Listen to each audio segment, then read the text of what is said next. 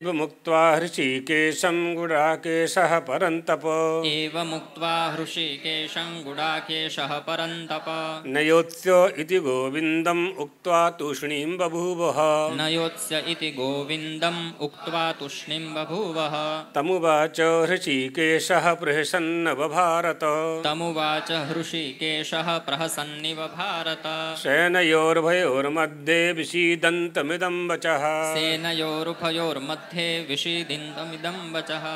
यहाँ से भगवान बोलते हैं, अशोच्यानन्वशोचस्त्वं प्रज्ञावादांश्च भाषसे अशोच्यानन्वशोचस्त्वं प्रज्ञावादांश्च भाषसे गतासून गतासूंश्च नानुशोचन्ति पंडिताः गतासून गतासूंश्च नानुशोचन्ति पंडिताः।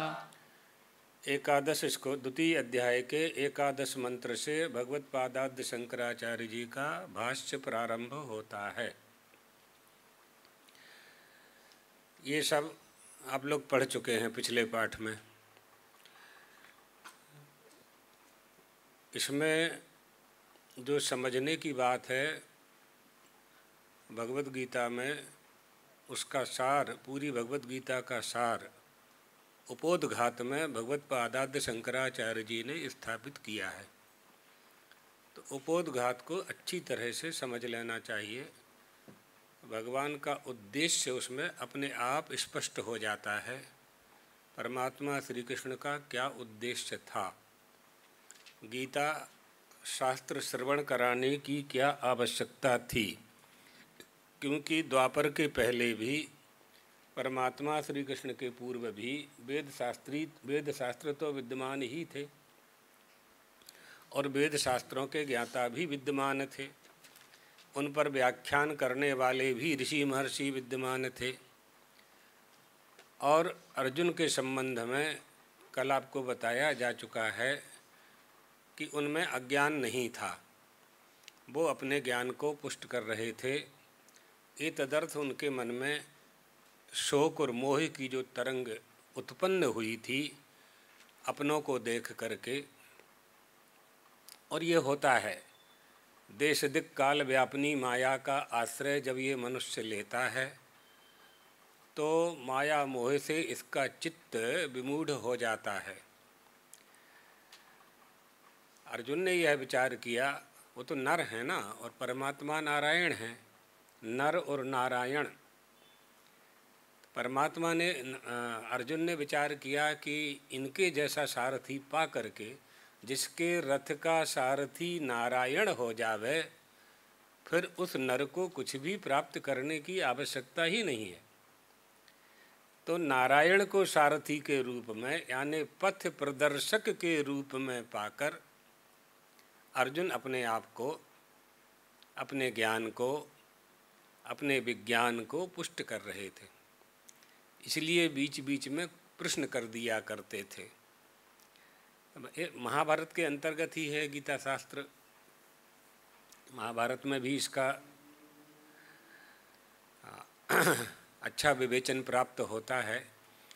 एक महाभारत संस्कृत में प्राप्त होती है, जिसका अनुवाद संस्कृत में हुआ है। अभी काशी में प्रकाशन हुआ है, पुनर्मुद्रण हुआ है, उसका प्राप्त होगी तो हम आपको भी बुला देंगे। हमने भी लिखाया है। और प्राचीन एक हमारे पास है, हमारी एकेडमी में है, जीर्ण हो गई है और पांडुलिपि के रूप में है। तो उसमें भी यह सिद्ध किया गया है, यानी ये जिज्ञासा, पहले तो जिज्ञासा होनी चाहिए। गीता श्रवण करने की अर्जुन को क्या आवश्यकता थी? परमात्मा द्वारकाधीश के साथ में रहते हुए, रथ में बैठे होने के उपरांत भी जिज्ञासा उत्पन्न होना या मोह की उत्पत्ति होना। जो वस्तु हमें प्राप्त नहीं है, तो हम, ईश्वर प्राप्त नहीं है और तो सब कुछ आप लोगों को प्राप्त है, ईश्वर प्राप्त नहीं है, ऐसी भ्रांति हमारे मन में है। तो उस भ्रांति को हम दूर करते हैं। अर्जुन को तो ईश्वर प्राप्त थे, भले ही सारथी के रूप में प्राप्त थे, लेकिन प्राप्त तो थे। फिर उनके मन में शोक और मोह की तरंग का आगमन कैसे हुआ, खूब अच्छा विवेचन है वहाँ। तो ये सब वस्तुएं, ये सब उत्तर, ये जिज्ञासा की शांति भाष्यों में ही प्राप्त होती है। भाष्य में मिलेगी या वार्तिक में मिलेगी या निरुक्त में मिलेगी, है ना। हमारे यहाँ तो उक्ति, दुरुक्ति, निरुक्ति, स्वानुभूति, इन सब पर खूब विचार हुआ है हमारी परंपरा में, अपनी ऋषियों की परंपरा में। इसलिए सनातन धर्म इतना सुदृढ़ है कि बहुत हिलाने की कोशिश लोग करते हैं, नहीं कर पाते हैं। कोशिश करते हैं, हो नहीं पाता है। प्रहलाद जी ने कहा, हिरण्यकशिपु ने कहा, मुझे परमात्मा क्यों नहीं मानता। तो ये कथाएं आप लोगों ने सुन रखी हैं, कथा सुनाने की हमें आवश्यकता नहीं है। तत्व की बात वहाँ यही थी कि प्रहलाद ने कहा कि पिताजी, मैं आपको भगवान मानूं, मैं तैयार हूँ, मेरे एक प्रश्न का उत्तर भर दे दो कि आप मंदराचल की पहाड़ी में किसकी तपस्या करने के लिए गए थे, और वहाँ किसने आपको वरदान दिया कि मैं न नीचे मरूँ, न ऊपर मरूँ, न शस्त्र से मरूँ, न अस्त्र से मरूँ, न दिन में मरूँ, न रात में मरूँ। ये वरदान आपने किससे पाया है? मैं सीधे उसी का ही तो भजन कर रहा हूँ। तब भी दैत्यराज को संतोष नहीं हुआ, तो उसने पूछा कि तुम्हारे भगवान कहाँ रहते हैं? तो कहा सर्वत्र हैं। खंबे में? खंबे में भी। कस्मात स्तंभे न दृश्यते, फिर इसमें दिखाई क्यों नहीं पड़ते हैं? तो प्रहलाद जी ने कहा, पास में आ जाइए, दिखाई पड़ेंगे। तो उसने कहा, नहीं, आता नहीं हूँ, मैं परीक्षा ले लेता हूँ। तो मुष्टिका का प्रहार वहाँ किया, बहुत जोर से गर्जना हुई और भगवान वहाँ प्रकट हुए। तो यहाँ बताने का तात्पर्य यह है कि अर्जुन के रथ पर परमात्मा बैठे हुए थे सारथी के रूप में। हमारे आपके देह में, देह रूपी रथ में एक चेतन बैठा हुआ है जो हमें आगे बढ़ाता है। चेतन, हमारी चेतना को चेतनता कौन प्रदान करता है? वो हमारा सारथी है, वो हमारा सारथी है। उस सारथी को पाकर के अर्जुन के मन में ये सब प्रश्न आ रहे थे कि इनके जैसा। और देखिए कहाँ पूछ रहे हैं, कुरुक्षेत्र में, रण क्षेत्र में, जहाँ युद्ध के लिए सब तत्पर हैं, युद्ध के लिए जब तत्पर हैं। आपके मन में वैराग्य कब आता है? जब संसार के प्रपंच से आप ऊब जाते हैं, तभी तो वैराग्य आता है। अरे छोड़ो छाड़ो, ये सब ऐसे ही है, लोकान गति अव्यक्तादि स्थावरांतान, ये सब इसी तरह से चलता रहेगा, छोड़ो छाड़ो अब, तभी ना वैराग्य आया। तो युद्ध की विभीषिका को देख करके अर्जुन के मन में प्रश्न उत्पन्न हुए, जो आप लोगों ने सुनते रहते हैं। यहाँ भगवत पादाद्य शंकर के भाष्य का आश्रय अपने लोग ले रहे हैं। तो भगवत पादाद्य शंकर सबसे पहले क्या कहते हैं, उस भूमिका को समझ लें। कोशिश करेंगे कि आज 11वें मंत्र का भाष्य का स्वाध्याय अपने लोग कर पाएँ। नहीं कर पाए तो उनका जो उपोद्घात है उसको आज लगा लेना चाहिए। सृष्टि की कल्पना है, सृष्टि की कल्पना कहाँ से प्राप्त होती है? और ये प्रश्न लोगों के मन में उत्तर इसलिए दे देते हैं बिना जिज्ञासा के कि बहुत से लोगों के मन में जिज्ञासा होती है। तो जिज्ञासा होती है, शांत नहीं होती है, कोई मिलता नहीं है। और बहुत से लोगों के मन में जिज्ञासा होती है, वो व्यक्त नहीं कर पाते हैं, व्यक्त नहीं कर पाते। और जब ये सत्संग हो जाएगा तब पूछेंगे। आपके जाने के बाद ऐसा ही हुआ कल, तब पूछेंगे। तो कोई बात नहीं। तो हमने उनसे कहा था, आज नहीं दिख रहे हैं, कि हम कल ही बता देंगे। तो उनका कहना था कि जब पूरी सृष्टि में प्रलय हो जाता है, सारी धरती जलमग्न हो जाती है, कुछ होता ही नहीं है, आत्यंतिक प्रलय हो जाता है, तो संसार का निर्माण फिर कैसे होता है? खूब अच्छा प्रश्न किया, बहुत कम लोग ऐसा पूछते हैं। संसार का निर्माण फिर कैसे, सृष्टि का निर्माण कैसे हुआ, त्रैलोक्य का, जगत की सृष्टि कैसे हुई? तो यहाँ ये बात समझ लेना चाहिए कि सृष्टि का जो बीज होता है प्रलय में, उसका प्रलय नहीं होता, वही सृष्टि का बीज है। संक्षेप में अगर थोड़ा सा विषयांतर करें तो वो बीज क्या है? वो है ओंकार। ओंकार में क्या है? आ उ मा। तो विष्णु तेजस प्राज्ञ व्यष्टि में, और समष्टि में विराट, हिरण्यगर्भ और अव्याकृत। ये हो गए। जागृत में विष्णु, स्वप्न में तेजस, सुषुप्ति में प्राज्ञ, ये आ जाएंगे व्यष्टि में। और समष्टि में जागृत में विराट, स्वप्न में हिरण्यगर्भ और सुषुप्ति में अव्याकृत। अव्याकृत माने ईश्वर। तो व्यष्टि और समष्टि, तो व्यष्टि का प्राज्ञ और सृष्टि का अव्याकृत। तो व्यष्टि का प्राज्ञ हो गया जीव और व्यष्टि समष्टि का अव्याकृत हो गया ईश्वर। दोनों की एकता सिद्ध कर देते हैं और उसमें थोड़ा सा 2-3 घंटे का समय चाहिए। तो जीव और ईश्वर एक कैसे होते हैं, कैसे होते नहीं हैं, हम नहीं जानते हैं, वो हम बता देंगे कि कैसे होते हैं। ये इसी का नाम तो वेदांत है। ये प्रक्रिया वेदांत में है और हमारे देश में ही है और वेदांत के ग्रंथों में प्राप्त है। ग्रंथ से ग्रंथि का विमोचन नहीं होता है, तो गुरु की आवश्यकता पड़ती है और गुरुओं में श्रेष्ठ भगवत पादाद्य शंकराचार्य ही गुरु हैं। तो एक का दूसरे में विलय हो जाता है, लेकिन ओमकार के ऊपर आ उ मा के ओम के ऊपर एक बिंदु है, अनुस्वार, छोटा सा अनुस्वार है, उसका प्रलय नहीं होता है। प्रलय में भी उसका प्रलय नहीं होता। वो क्या है? मा, छोटा सा मा। अर्धमात्राश्च नागति, अकारो नयते विश्वम, उकारश्चापि तेजसम, मकारश्च भवेत् प्राज्ञो, अर्धमात्राश्च नागति।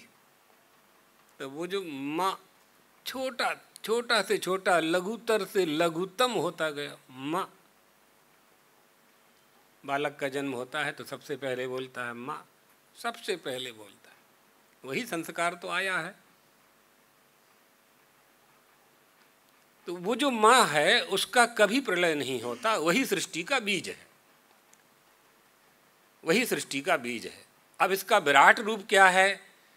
तो वेदव्यास जी कहते हैं, सृष्ट्वा पुराणि विविधान् जयात्मशक्त्या, वृक्षान् सरीसृपपशून् खगदन्तमत्स्यान्, तैस्तैर्तुष्टहृदयः पुरुषं विधाय, ब्रह्मावलोक्यधिषणं मुदमापदेवा। परमात्मा के मन में जब सृष्टि करने की इच्छा उत्पन्न हुई, जब वो सृष्टिकर्ता बना, ब्रह्मा के रूप में जाना गया, तो सबसे पहले उसने पंच तत्वों का निर्माण किया। पृथ्वी, जल, तेज, आकाश, वायु, नदी, नद, झरने, वृक्ष, स्थावर, जंगम, सबका निर्माण किया। उड़ने वाले पक्षी बनाए, तैरने वाली मछलियों का निर्माण किया, रेंगने वाले सांपों का निर्माण किया। सांप है ना, सरकता है, संसरति इति संसारः, ये संसार भी सरकता है। इस संसार में कुछ भी स्थिर नहीं है, सरक ही रहा है, बिल्कुल सरक रहा है, दिन रात सरक रहा है। नहीं कोई पकड़ पाता है, कोई नहीं पकड़ पाता है। आप अपने परिवार के लोगों को ही नहीं पकड़ पाते, उनके मन को नहीं पकड़ पाते, उनके शरीर को नहीं पकड़ पाते, उनकी मृत्यु को नहीं रोक पाते। मरते समय उनको पकड़ करके अपने घर में नहीं रख सकते, तुरंत शमशान ले जाते हैं। चल रहा है, सरक रहा है, सरक रहा है। शमशान से धुआं बन करके उठा, फिर गया और कहीं ना कहीं फिर पैदा हुआ। सरकना जारी है उसका। यही संसार संसरण हो रहा है।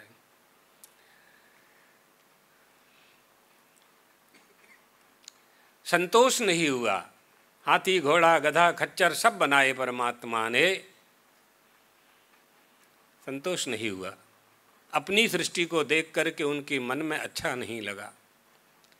उसके बाद उन्होंने मानव देह का निर्माण किया। ये सब कथाएं पुराणों में सुनी होंगी। मानव देह का निर्माण किया। जब मनुष्य की देह को देखा उन्होंने तो ब्रह्मावलोकधिषणम मुदमाप देवाः, अरे मेरी इस रचना में, इस मनुष्य देह में ब्रह्म साक्षात्कार करने की सक्षम बुद्धि है, यह देख करके वह परमात्मा अत्यधिक प्रसन्न हुआ। लब्ध्वा सुदुर्लभमिदं बहुसंभवान्ते, बहुत मुश्किल है मनुष्य का शरीर मिलना। आगे नहीं जाएंगे, अभी केवल सृष्टि की बात करते हैं।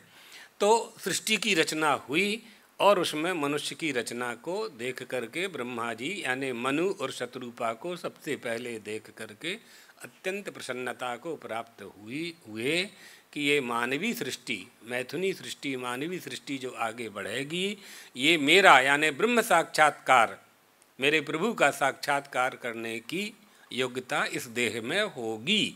ऐसा जान करके जैसे आप लोग अपने योग्य बेटा बेटी को देख करके प्रसन्न होते हैं, इसी तरह से वह परमात्मा सृष्टि की प्रजा को देख करके प्रसन्न होता है।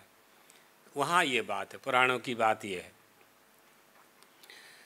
उपनिषदों में जाएंगे तो तदात्मानम, गीता में तदात्मानम सृजाम हम आएगा ही।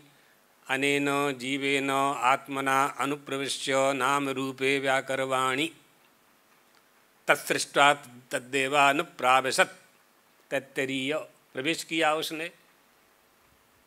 कहाँ प्रवेश किया? मूर्धा से प्रवेश किया। किस में प्रवेश किया?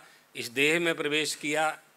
तो इससे ये सिद्ध हो जाएगा, पूर्व पक्ष बन जाएगा कि क्या प्रवेश करने के पहले वो नहीं था?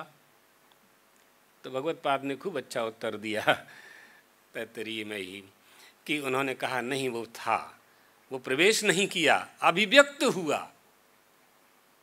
अभिव्यंज हुआ, अभिव्यक्त हुआ। प्रवेश करेंगे तो इतर हो जाएगा, तो द्वैत आ जाएगा, वहाँ तो द्वैत आ जाएगा। इसलिए वो अभिव्यक्त हुआ। जैसे ही यह जीव आया तो वो ब्रह्म, वो जो परमात्मा था, वो अभिव्यक्त हुआ। तैत्तरीय का प्रसंग जब आएगा तो उसके भाष्य में देख लीजिएगा। यहाँ क्या कह रहे हैं भगवान? सृष्टि की बात में अभी अपने लोग गोल रखते हैं। भाष्य निकाल लिया उपोद्घात? जिनके पास गीता ना हो यहाँ से ले लेना। ओम नारायणः परो व्यक्त दंडमव्यक्त संभवम्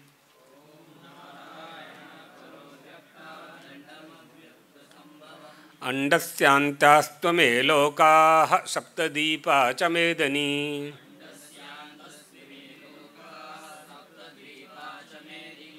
आनंद किताब उनको दे दो, माता जी को दे। नहीं, इसको दूसरी ले लेना। स्वामी जी को दे दो, निकाल देंगे उपोद्घात।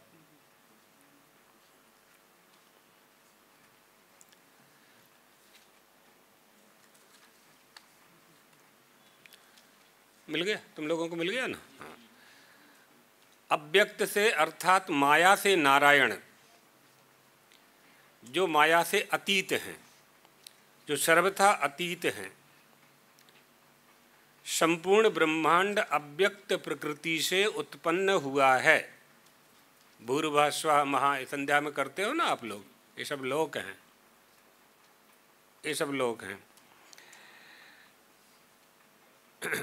7 दीपों वाली पृथ्वी ब्रह्मांड के ही अंतर्गत है।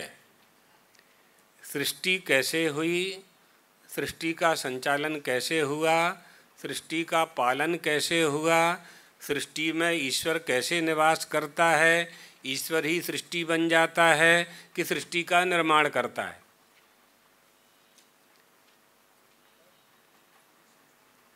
प्रायः सभी दर्शन यह मानते हैं कि परमात्मा सृष्टि का निर्माण करता है।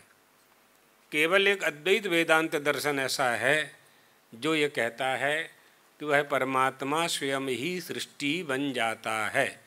इसे कहते हैं अभिन्न निमित्तोपादान। अभिन्न निमित्तोपादान, वो परमात्मा स्वयं सृष्टि। अब किसी उपनिषद का जब प्रसंग आएगा तो इसमें आगे बढ़ना उचित होगा। अभी यहाँ भगवत पादाद्य शंकराचार्य जी सृष्टि के निर्माण को कैसे प्रारंभ कर रहे हैं, कहाँ से उठा रहे हैं वो। तो अंडस्यांतास्तुमे लोकाः सप्तदीपा च मेदनी, अर्थात आत्मनः आकाशात् संभूतः, आकाशात् वायो, वायोरग्ने, रग्नेरापः, आपः पृथ्वी, और पृथ्वी यानी आकाश, आत्मा से आकाश हुआ, आकाश से वायु, वायु से अग्नि, अग्नि से जल, जल से पृथ्वी, पृथ्वी से अन्न, और अन्न से रस, रक्त, मांस, मज्जा, अस्थि, शुक्रादि का निर्माण हुआ। फिर आपने एक बेटा एक बेटी का विवाह कर दिया, तब आपके घर में लाला पैदा हुआ। ये सृष्टि, यहाँ से सृष्टि का क्रम है, बहुत क्रम है, लेकिन ये वेदांत में इसी को हम लोग स्वीकार करते हैं। पुराणों में और भी सृष्टि के क्रम हैं, प्रलय भी है, नैमित्तिक प्रलय है, आत्यंतिक प्रलय है, आदि प्रलयों का भी, और मुक्ति का भी विवेचन है पुराणों में, सद्या मुक्ति और क्रम मुक्ति। तो यहाँ भगवत पादाद्य शंकराचार्य कह रहे हैं कि यह सृष्टि कैसे हुई, भगवान ने इसकी रचना की, रचना ही नहीं की, उसको पालन करने की, उसको चलाने की, संचालित करने की भी प्रक्रिया, उसका भी उत्पादन उन्होंने ही किया। तो यहाँ भगवत पादाद्य शंकर अपने भाष्य को प्रारंभ करते हुए कहते हैं, सह भगवान सृष्ट्वा इदम जगत, मिल गया, तस्य च स्थितिम चिकीर्षुः मरीच्यादीन अग्रे सृष्ट्वा प्रजापतीन प्रवृत्तिलक्षणम धर्मम ग्राह्यामास वेदोक्तम। देखो, वेदोक्तम कह दिया, हम अपने मन से कुछ नहीं कर रहे हैं। भगवत पादाद्य शंकर कह रहे हैं हम अपने मन से कुछ नहीं कर रहे, वेदों ने जो कहा है, उक्तम यानी कहा था, इक्ता प्रत्यय है, भूत अर्थ में है। परमात्मा ने जो कहा, जो निर्देश दिया, वेदों ने जो कहा, वेद भगवान ने जो कहा, वही हम आपको बता रहे हैं, आप लोगों को समझा रहे हैं, सुना रहे हैं कि उस भगवान ने तस्य च स्थितम चिकीर्षु, जगत की रचना करके पालन करने की कामना करते हुए मरीच्यादीन, सबसे पहले मरीच आदि प्रजापतियों की रचना की। प्रजापति, कारण के बिना कोई कार्य नहीं होता, ये बिल्कुल अकाट्य सिद्धांत है। कोई 2 साल का बालक आपके नगर में घूम रहा है, रो रहा है, तो आपके मन में जिज्ञासा होगी कि इसके माता पिता से ये बिछुड़ गया है, इसे माता पिता के पास भेज देना चाहिए। लेकिन आपके मन में यह जिज्ञासा कभी नहीं होगी कि ये बिना माता पिता का है, क्योंकि यह बात आप अच्छी तरह जानते हैं कि बिना माता पिता के संतान की उत्पत्ति हो ही नहीं सकती। तो पिता कारण हो गए ना। तो यदि पिताजी बालक हैं तो उसके पिताजी हैं, माता है उसकी माँ है, और अगर उसके पिता हैं तो उसके पिता भी होंगे, भले ही दृश्य ना हो, उनके पिता भी होंगे, उनके पिता भी होंगे। यह सिद्धांत नहीं है कि जो वस्तु दिखाई नहीं देती है वो नहीं होती है। जिस देश काल में दिखाई नहीं पड़ती है, इसका मतलब यह नहीं है कि वह नहीं है। इसी तरह से ईश्वर को सिद्ध भी कर सकते हैं तर्क के द्वारा। शास्त्र में तो सिद्ध है ही, तर्क से भी ईश्वर को सिद्ध किया जा सकता है। ईश्वर की सिद्धि हमारी उपस्थिति ही है, हमारी उपस्थिति ही ईश्वर को सिद्ध करती है। तो चिकीर्षु यानी इच्छा व्यक्त की, उन्होंने इच्छा व्यक्त की, और प्रजापतियों को की रचना करके उन्हें वेदोक्तम धर्मम ग्राह्यामास प्रवृत्ति लक्षणम, प्रवृत्ति लक्षण यानी कर्मयोग, कर्मयोग का उपदेश उन्हें दिया और उन्हें ग्रहण कराया प्रवृत्ति रूपी धर्म। मरीच आदि ऋषि, मरीच आदि प्रजापति जब उत्पन्न कर दिए उन्होंने अपनी रचना में, तो उन्हें क्या करना चाहिए क्या नहीं करना चाहिए इसका उपदेश उन्होंने दिया। तो वो उस उपदेश का नाम हुआ धर्म। वो कौन सा धर्म हुआ? का प्रवृत्ति लक्षण धर्म। दो तरह के धर्मों को बताएंगे अभी भगवत पाद, प्रवृत्ति और निवृत्ति, दोनों लक्षण बताएंगे। तो प्रवृत्ति लक्षण वालों का पहले बता रहे हैं। सृष्टि कहाँ से आएगी? लोग बड़ा कई स्थानों पर ज्ञान का अभिमान हो जाने वाले लोग गृहस्थाश्रम का विरोध करते हैं, गृहस्थाश्रम को हे समझते हैं। तत्व की बात क्या है कि जितने भी महापुरुष संत महात्मा अवतार आए वो कहाँ से आए हैं? गृहस्थाश्रम से ही उनका आगमन हुआ है। तो उस आश्रम का वो नहीं किया जा सकता है। इसलिए गृहस्थाश्रम तो सर्वश्रेष्ठ बताया गया है। हम धन्यो गृहस्थाश्रमाः, हे नहीं कहा जा सकता उसको। कोई गृहस्थाश्रमी में कोई कमी हो सकती है, उसके कारण उसका आरोप पूरे गृहस्थाश्रम पर नहीं लगाया जा सकता है ना, पूरे गृहस्थाश्रम पर नहीं लगाया जा सकता। तो वेदोक्त प्रवृत्ति रूप धर्म अर्थात कर्म योग ग्रहण कराया। जब इतना काम हो गया तो ततः अन्यांच, ततः अन्यान, फिर उन्होंने सोचा कि निवृत्ति के लिए भी कुछ करना चाहिए। तो उस परमात्मा ने सनक सनंदनादीन उत्पाद्य निवृत्ति लक्षणम धर्मम ज्ञान वैराग्य लक्षणम ग्राह्यामास।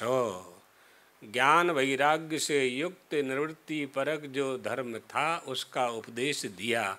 किसे दिया? सनक, सनंदन, सनातन और सनत कुमार, ये चार ऋषि हैं। चारों हमेशा एक ही अवस्था में रहते हैं, भगवान का ध्यान करते रहते हैं और वैराग्य उनके मन में रहता है। उन ऋषियों के मन में ही वैराग्य उत्पन्न कर दिया परमात्मा ने और ज्ञान योग का उनको उपदेश दिया, यानी निवृत्ति रूप धर्म ज्ञान योग ग्रहण करा दिया। अब कह रहे हैं भगवत पाद, द्विविधा ही वेदोक्तः धर्मः प्रवृत्ति लक्षणः निवृत्ति लक्षणः च। वेदोक्त धर्म दो प्रकार का है, प्रवृत्ति लक्षण वाला और निवृत्ति लक्षण वाला। संसार में रह करके संसार के कार्यों को संपादित करते हुए परमात्मा की प्राप्ति करना, कर्म योग के द्वारा कर्मयोगी बन करके परमात्मा की प्राप्ति करना, अपने जीवन के उद्देश्य को पूरा करना, यह भी किया जा सकता है। प्राणी मात्र में परमात्मा का दर्शन करके सेवा करके अगर ऐसी बुद्धि बन जाती है तो किसी भी आश्रम में फिर वहाँ आश्रम बाधक नहीं होता है, वहाँ कोई व्यवस्था बाधक नहीं होती है। अगर प्राणी मात्र में परमात्मा का दर्शन करने की निष्ठा हमारी बन जाती है, ब्राह्मणा भूतेषु भूतेषु सर्वभूतेषु स्थावरेषु चरेषु चैकमात्म तत्वं ब्रह्म विचित्य विज्ञाय साक्षात्कृत्य धीराः धीमन्ताः प्रेत्य व्यावृत्त ममां भावलक्षणात् अस्माल्लोकात् उपरम्य सर्वात्मैकत्व भावमद्वैतमापन्नाः संतो मृता भवन्ति।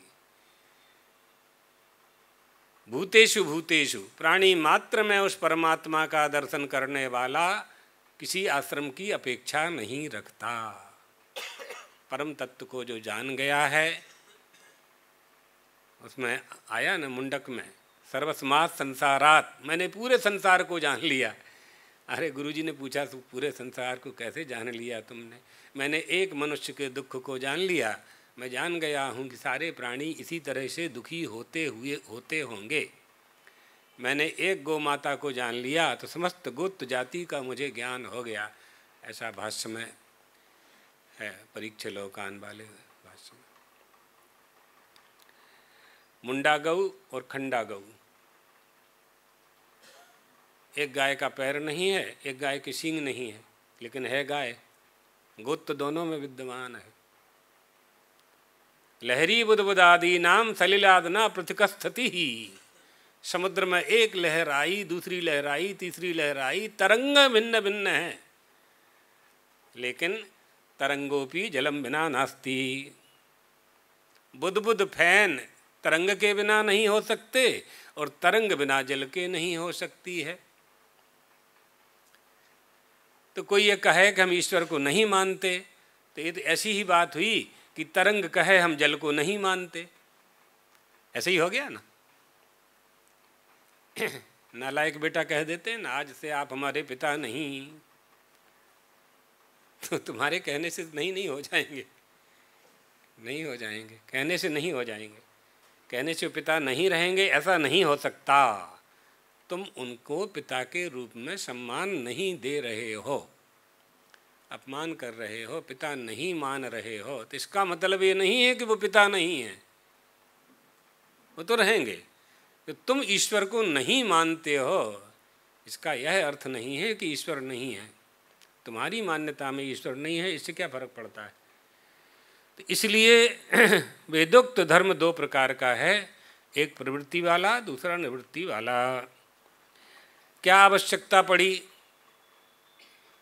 प्रवृत्ति निवृत्ति दोनों मार्गों के निर्माण करके, उनके लक्षणों का निर्माण करके, उन पर चलने के लिए प्रजापतियों को और वैराग्य युक्त सनक सनंदनादि को उपदेश देने की परमात्मा को क्यों आवश्यकता पड़ी? क्योंकि जगतः स्थिति कारणम प्राणिनाम साक्षात अभ्युदय निःश्रेयस हेतु यह सह धर्माः ब्राह्मणाद्यैः वर्णभिः आश्रमभिः च श्रेयो अर्थभिः अनुष्ठीयमानाः। जगत की स्थिति का कारण और प्राणियों की उन्नति का मोक्ष ही इसमें हेतु है। जगत की स्थिति का कारण और मोक्ष का हेतु सिद्ध कर सकें। जगत का निर्माण हुआ है, पुत्र का निर्माण हुआ है, बेटा बेटी का निर्माण हुआ है, तो कोई कारण है ना। माता पिता के द्वारा दोनों का निर्माण हुआ है, तो कोई ना कोई कारण है उसके पीछे। हमारी वंश वृद्धि होगी, हमारा तर्पण करेगा, श्राद्ध करेगा, हमारा नाम ऊंचा करेगा, हमारी कीर्ति बढ़ाएगा, हमारी गोद में बैठेगा, हमारे कंधे पर चढ़ेगा, हमें सुख की प्राप्ति होगी, आनंद की प्राप्ति होगी। ये तमाम हेतु हैं, अनेक हेतवः सन्ति, अनेक हेतु हैं। इसी तरह से जगतः स्थिति कारणम प्राणिनाम साक्षात अभ्युदय निःश्रेयस हेतु। निःश्रेयस माने मोक्ष, साक्षात अभ्युदय उत्थान हमारा, और निःश्रेयस जगत का निर्माण इसलिए नहीं हुआ है जो हम कर रहे हैं। ऐसे तत्व की प्राप्ति के लिए जगत का निर्माण हुआ है जिससे हम जगदीश्वर को जान सकें, जगत के माध्यम से जगदीश्वर को पकड़ सकें। ये बात समझ लेनी चाहिए कि जगदीश्वर हमें दिखाई नहीं पड़ता है और हम जगत में हैं। जगत दिखाई पड़ रहा है और जगदीश्वर दिखाई नहीं पड़ता है। हम क्रम से जाएंगे तो जगत के माध्यम से ही जगदीश्वर को प्राप्त कर सकते हैं। जगत के माध्यम से ही हम जगदीश्वर को प्राप्त कर सकते हैं। प्राप्त करने की पद्धति का थोड़ा सा ज्ञान होना चाहिए। ज्ञान नहीं है ऐसा भी नहीं है, ज्ञान भी विद्यमान है, लेकिन उस ज्ञान में विवेक की आवश्यकता होती है और उस ज्ञान में विज्ञान की आवश्यकता होती है। तो जगत को पकड़ करके हम जगदीश्वर तक, यानी ऐसे समझ लें, जगत हमें ज्ञात है, जगत को हम जानते हैं, जगत ज्ञात है। अब ज्ञात तत्व से अज्ञात की प्राप्ति करनी है। गौड़पादाचार्य जी कह रहे हैं ज्ञात तत्व से अज्ञात की प्राप्ति करनी है। क्योंकि वो अज्ञात क्यों है? दृष्टिगोचर नहीं है, नेत्र गोचर नहीं है, दिखाई नहीं पड़ रहा है। तो हम उसको कैसे पकड़ेंगे और कैसे जानेंगे? कैसे जानेंगे उसको? ये सब हमारे यहाँ अद्वैत वेदांत सिद्धांत में उस परब्रह्म परमात्मा का साक्षात्कार करने के तमाम उपाय बताए गए हैं। एक उपाय में यह उपाय और उपेय यही भी है कि जगत के माध्यम से भी जगदीश्वर तक पहुंच सकते हैं। ज्ञान की भी आवश्यकता है। जब तक आप ईश्वर को खोज रहे हैं तब तक आप ईश्वर को खोज नहीं पाएंगे। ब्रह्म है, ईश्वर है, जब तक ऐसा मानेंगे तब तक आप उसे खोजते ही रहेंगे। अस्ति ब्रह्मेति चेत वेदो परोक्षम ज्ञानमेव तत्, अहम ब्रह्मेति चेत वेदो साक्षात्कारः स उच्यते। ब्रह्म है, ईश्वर है, जगदीश्वर है, जब तक हम यह जानेंगे मानेंगे तब तक उसे प्राप्त करने का प्रयास करेंगे। जब हम यह जान लेंगे कि जिसे हम खोज रहे हैं वो तो हम ही हैं, तो हमारी खोज बंद, अन्वेषण पूरा हो गया, हमारा रिसर्च पूरा हो गया। तमें PhD करी ली थी, डॉक्टर थी गया, है ना। हंसा पायो मान सरोवर, ताल तलैया क्यों डोले, मन मस्त हुआ तो क्यों बोले। जिस पक्षी ने मान सरोवर का पानी पी लिया, नदी नाले का पानी फिर वो नहीं पीता है। इसी को भगवान गीता में भी कहेंगे, यावा नर्थ उद्बाने सर्वथा संपलतोदके, आएगा आगे।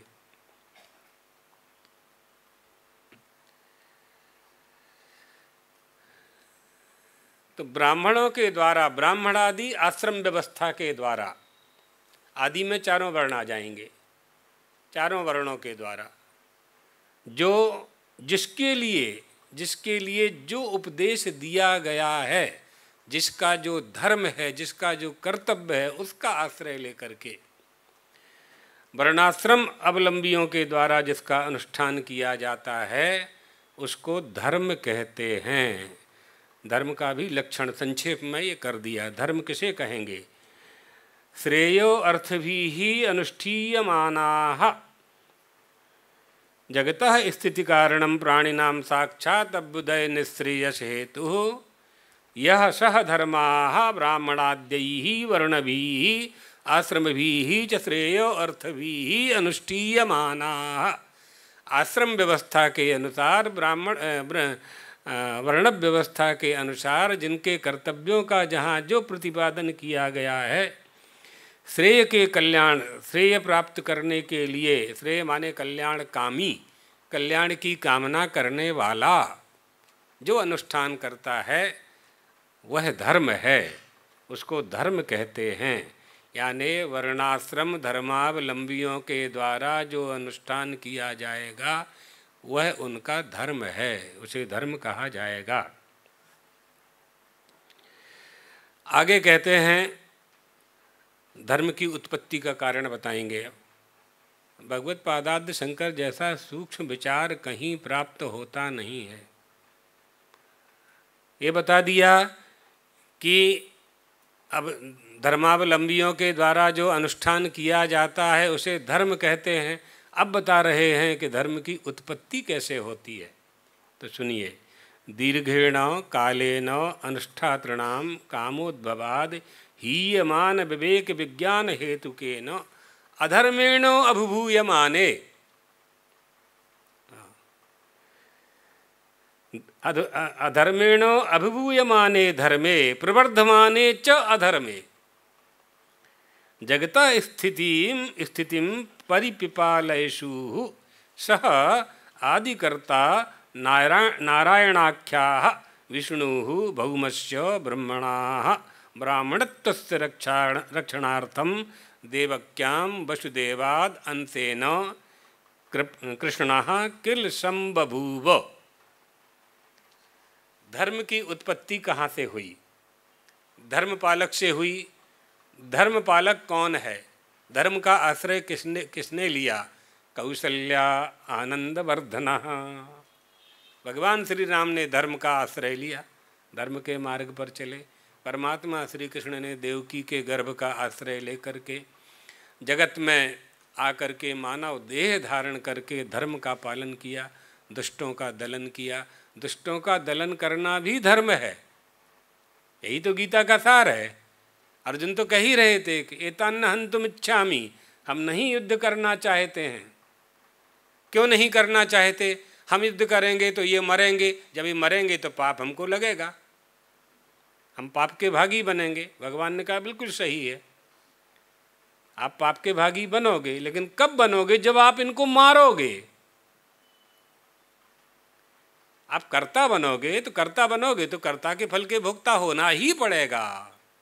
यही तो गीता का सार है, यही तो बताया जाएगा आगे कि आपको कर्ता नहीं होना है, क्या करना है क्या नहीं करना है, किसे करना है किसे नहीं करना है।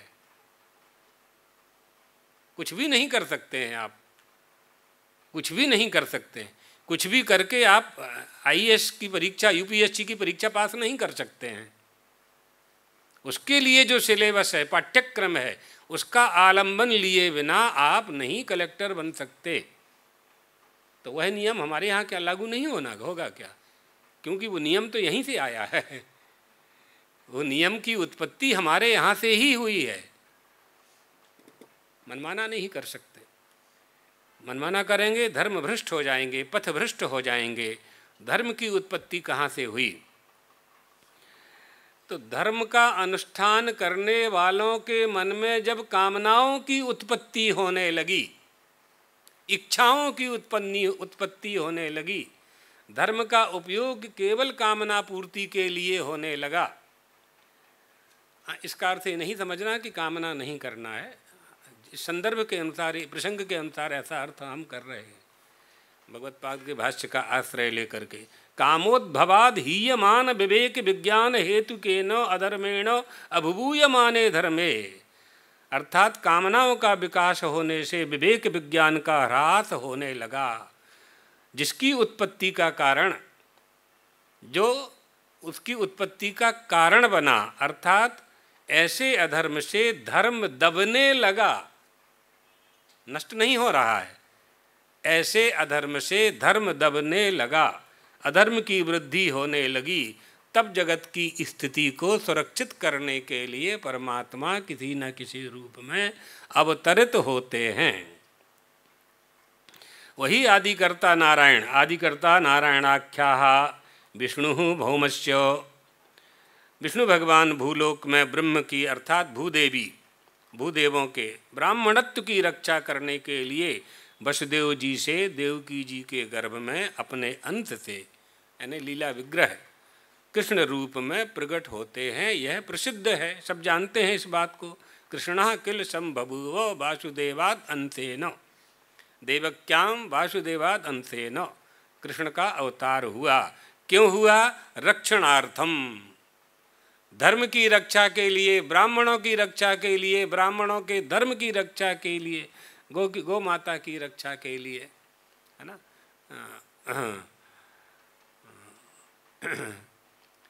भगवान श्री राम की आरती में आता है ना, अंत में भय प्रगट कृपाला विप्रधेनु सुर संत हित, आ गया, विप्रधेनु सुर संत हित लीन मनुज अवतार। अपने लिए कुछ नहीं किया है उन्होंने, उन्हें अवतार लेने की आवश्यकता भी नहीं थी। रावण का उद्धार तो वैकुंठ में बैठे बैठे ही कर देते हो, लंका जाने की आवश्यकता नहीं थी।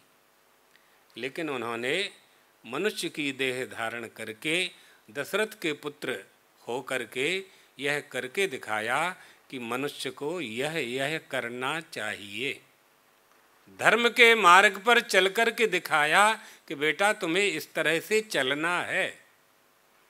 रामो विग्रहवान धर्मः साधु सत्य पराक्रमाः।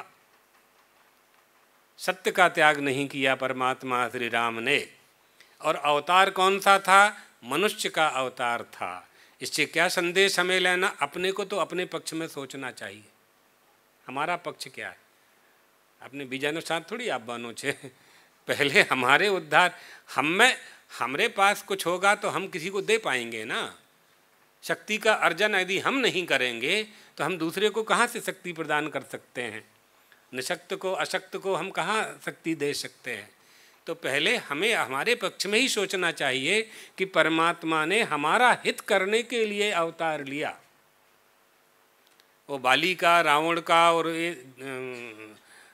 सबरी का उद्धार और सुग्रीव को आदि आदि बहुत, विभीषण की शरणागति, ये सब जितने भी कारण हैं वो सब हैं। हमें तो यह समझना है कि परमात्मा ने मनुष्य का अवतार क्यों लिया। तो उसमें हम ये पाएंगे कि परमात्मा ने मनुष्य का अवतार लिया है, यानी मनुष्य का शरीर धारण किया, और हम भी मनुष्य हैं, तो उन्होंने जो किया है वो हमें करना चाहिए। सीधी बात है, वह धर्माचरण हमको करना चाहिए। ऐसा नहीं कि उन्होंने जो कुछ किया है वो सब हमें करना है। यहाँ भी शास्त्र लागू होगा, यहाँ भी शास्त्र आ जाएगा सामने, यहाँ विधि निषेध आ जाएगा। धर्म व्यतिक्रमो दृष्टो ईश्वराणांच साहसम। ईश्वर जैसा साहस नहीं करना है आपको। धर्म के मार्ग पर चलने के लिए भी उपदेश में हमें कौन सा उपदेश ग्रहण करना है, वो ईश्वर हैं। वन्ने सर्वभुजो यथा। अग्नि सबको भस्म करके भी अपवित्र नहीं होती है, सबको भस्म कर देती, मुर्दा को भी भस्म कर देती है, लेकिन अग्नि की पवित्रता नष्ट नहीं होती है। धर्म व्यतिक्रमो दृष्टो। इसलिए कहीं ऐसा देखा जाए कि भगवान ने ये क्या कर दिया, तो उनकी शक्ति पर कभी संदेह नहीं करना है। आप नहीं जानते हैं उनकी शक्ति, और वह उन्होंने ऐसा क्यों किया है वह भी आप नहीं समझ सकते हैं। समझना होगा तो आपको धर्मशास्त्र में जाना होगा, उत्तम गुरु की शरण में जाना होगा, और उपनिषदों के तात्पर्य को समझना होगा। लक्ष्यार्थ और वाच्यार्थ दोनों का बोध होना चाहिए, लक्षणा का बोध होना चाहिए, तब ग्रंथों के तात्पर्य को हम समझ पाते हैं। तो ब्राह्मणत्व की रक्षा के लिए वसुदेव जी से देवकी के गर्भ में अपने अंश से, अंशेन कृष्ण किल संबभूव हुए। क्यों ऐसा क्यों हुआ? ब्राह्मण की रक्षा के लिए क्यों हुए उत्पन्न भगवान? बाकी और किसी की रक्षा नहीं करना है क्या? तो भगवत पाद स्पष्ट कर दे रहे हैं, बुरा नहीं मानो भैया, कह रहे हैं भगवत पाद, ब्राह्मणत्वश्च ही रक्षिणे न रक्षिता स्यात् वैदिका धर्मा। ब्राह्मण की रक्षा से ही वैदिक धर्म सुरक्षित हो सकता है। क्यों? ब्राह्मण का दूसरा काम ही नहीं है, दूसरा काम करने को कहा ही नहीं गया है। तमें करो छो या बीजी बात छे, लेकिन कहा नहीं गया है। ब्राह्मणेनो निष्कारणम षडंगो वेदो ध्येयो ज्ञेयश्च शिक्षा कल्प व्याकरण छंद निरुक्त ज्योति संचो। ये ब्राह्मण के लिए कहा। सलोंच वृत्त्या, खेड़ुआ फसल काट करके खेत में से जब ले आता है, उसके बाद फसल को काटने के समय जो दाने खेत में गिर जाते हैं, पड़ जाते हैं, उनको उठा करके खाए, उनको बीन करके लाए, और ला करके फिर उसका आटा लोट बनाए, फिर रोटी बनाए, फिर खावे। ब्राह्मण के लिए तपस्समो दमस तपश्चैव शांतिरार्जवमेव च ज्ञान विज्ञानम आस्तिक्यम ब्रह्म कर्म स्वभावजम। ब्राह्मण का कर्म, ब्राह्मण का धर्म। सम याने मन का निग्रह है, दम याने इंद्रियों का निग्रह, बाह्येंद्रिय निग्रह। ये ब्राह्मण के लिए तपस्या करने का आदेश, तपस्या करते रहना चाहिए। क्योंकि वर्णाश्रमों का जो भेद है वो ब्राह्मणों के अधीन है। तद अधीनत्वात् वर्णाश्रम भेदा नाम, स्पष्ट कर दे रहे। इसलिए वैदिक धर्म सुरक्षित रह सकता है ब्राह्मणत्व की रक्षा कर देने के कारण। ब्राह्मणत्व की रक्षा हो जाएगी, ब्राह्मण ही तो समझेंगे, ब्राह्मण को ही समझना चाहिए ईश्वर क्या है, जीव क्या है, जगत क्या है। जब ब्राह्मण समझेगा तो तीन वर्णों को समझा पाएगा। ब्राह्मण समझेगा कि तत्व तो एक ही है, एक ही तत्व है जो मायोपाधिक होने के कारण ईश्वर के नाम से जाना जाता है। दूसरा अविद्योपाधिक होने के कारण जीव नाम से जाना जाता है। जब ये बोध ज्ञान हो जाएगा ब्राह्मण देवता को, तो तीनों वर्णों को उपदेश देगा, सभी को उपदेश देगा, जितने भी जिज्ञासु हैं सबको उपदेश देगा। क्योंकि ये सृष्टि है ना, सृष्टि तो किंचित क्वचित अध्यश्यते, कहीं कहीं न कहीं कुछ न कुछ अध्यस्त है, आरोपित है, आरोपित हो रहा है, अध्यास है। अध्यास को अलग कर दें, शुद्ध वस्तु मिल जाएगी। दोनों की ईश्वर की माया को अलग कर दें ज्ञान के द्वारा, और जीव की अविद्या को अलग कर दें। ममैवांसो जीव लोके जीव भूतो सनातनाः, दोनों की एकता सिद्ध है, करनी नहीं है, सिद्ध ही है, समझ नहीं पाते। इसी बात को तुलसीदास जी महाराज कहते हैं, ईश्वर अंश जीव अविनाशी चेतन अमल सहज सुख राशि। लोग समझते हैं कि चौपाई बड़ी सरल है, तो गाने में तो खूब सरल है, हम लोग भी खूब सिर हिला हिला करके गाते थे, अखंड रामायण का पाठ करते थे। हाँ, विद्यार्थी जीवन में तो खूब मज़ा आता था पाठ करने में। जब इसका अर्थ समझे, गुरुजी ने जब अर्थ बताया इसका कि क्या है ये चेतन अमल, द्वितीय पाद को ले लें, चेतन अमल सहज सुख राशि। चेतन है, अमल है और सहज है और सुख की राशि है। चार विशेषण दे दिए, चार विशेषण दे दिए। किसके दे दिए? ईश्वर का, ईश्वर के अंश वाला ये जो जीव है, ईश्वर अंश जीव अविनाशी, और अविनाशी भी कह रहे हैं, अविनाशी भी कह रहे हैं।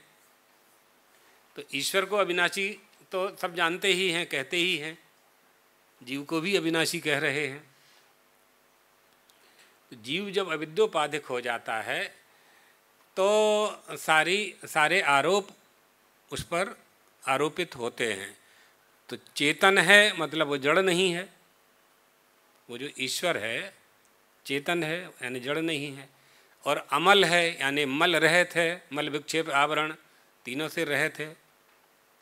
चेतन अमल सहज है, सहज स्वभाव, साधो सहज समाधि भली, नाक न मूंदो कान न मूंदो तनक ध्यान नहीं धारूं, कुछ नहीं करता, सहज स्वभाव, जैसा जन्म लिया था, जिस दिन पैदा हुआ था, जैसा मैं था, सो 100 वर्ष की आयु तक वैसा ही मैं हूं।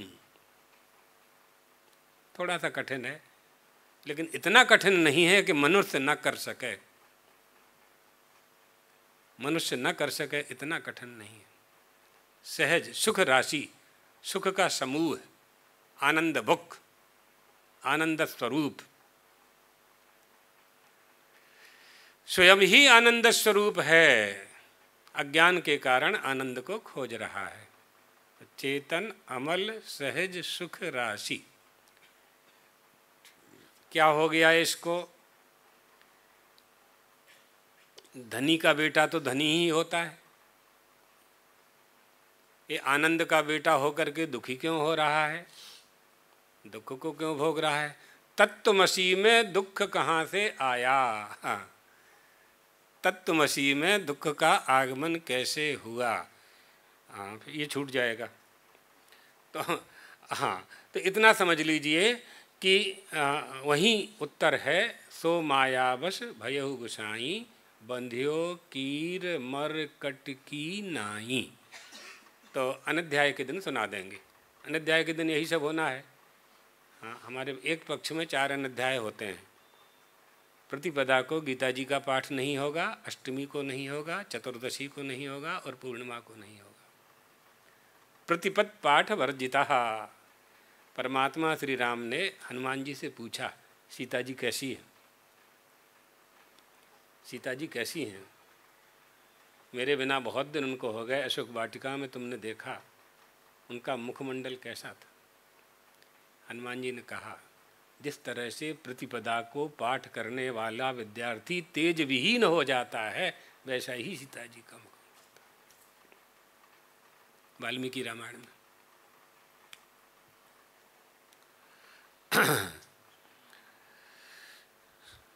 तो स च भगवान ज्ञानेश्वर्य बलवीर्य तेजो भी सदा संपन्नाः त्रिगुणात्मिकां वैष्णवीं स्वां मायां मूलप्रकृतिं वशीकृत्य अजः अव्ययाः भूतानां ईश्वराः नित्यशुद्धबुद्धमुक्तस्वभावाः अपि सन् स्वमायया देहवान् इव जाता इव च लोकानुग्रहं कुर्वन् इव लक्ष्यते। वो वैसा है नहीं, वो वैसा है नहीं, इव लक्ष्यते, वैसा होता हुआ सा दिखाई देता है। कौशल्या माँ ने देखा हमारा पुत्र तो चतुर्भुज है, चार भुजा वाला है, हाथ में शंख चक्र गदा पद्म है, वस्त्र धारण किए हुए हैं। प्रभु ऐसा तो बालक कहीं नहीं होता है। पुत्र की कामना से पुत्रेष्टि यज्ञ संपादित किया है हमारे पतिदेव ने, भगवान के लिए नहीं किया। हम भगवान को तो बहुत पहले कई बार प्रकट कर चुके। पुत्र के रूप में दर्शन दीजिए।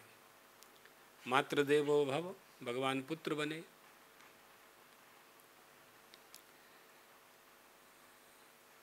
भगवान ने कहा माँ से मन ही मन में बेटा होना पड़ेगा, पुत्र जगत के पिता हैं हम, जगत के पिता हैं, जगदीश्वर हैं, हमको बेटा होना पड़ेगा, पुत्र बनना पड़ेगा, शिशु बनना पड़ेगा। आप कौशल्या माँ ने कहा ना ना ना ऐसा नहीं करवा, એવું कहीं नहीं थी करवानो छे बेटा।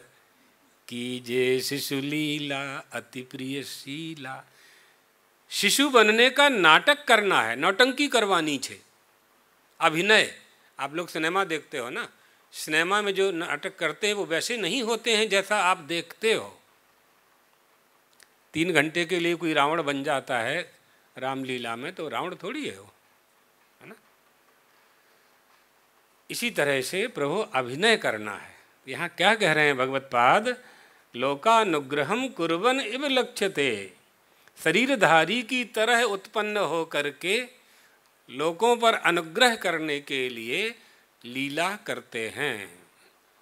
श्री कृष्ण के रूप में अवतार धारण करके वो लीला करते हैं। ज्ञान, ऐश्वर्य, शक्ति, बल, वीर्य, तेज आदि से संपन्न हो करके, यद्यपि वो अज हैं, जिनका जन्म नहीं होता है, न जायते इति अजः, अविनाशी न विनाशी, कि कभी जिनका विनाश नहीं होता है, जो हमेशा रहते हैं उनको नित्य कहते हैं, जिनमें कोई कुछ भी एक लेश मात्र भी कहीं कुछ नहीं है, बिल्कुल शुद्ध दूध जैसा, फैन जैसा शुद्ध, बिल्कुल मुक्त स्वभाव है जिनका, और त्रिगुणात्मिका यानी वैष्णवी माया को अपने बस में रखते हैं, माया का आश्रय लेकर के ही काम करते हैं और अपनी लीला के द्वारा शरीरधारियों पर, शरीरधारी बन करके शरीरधारियों का पर अनुग्रह करते हैं।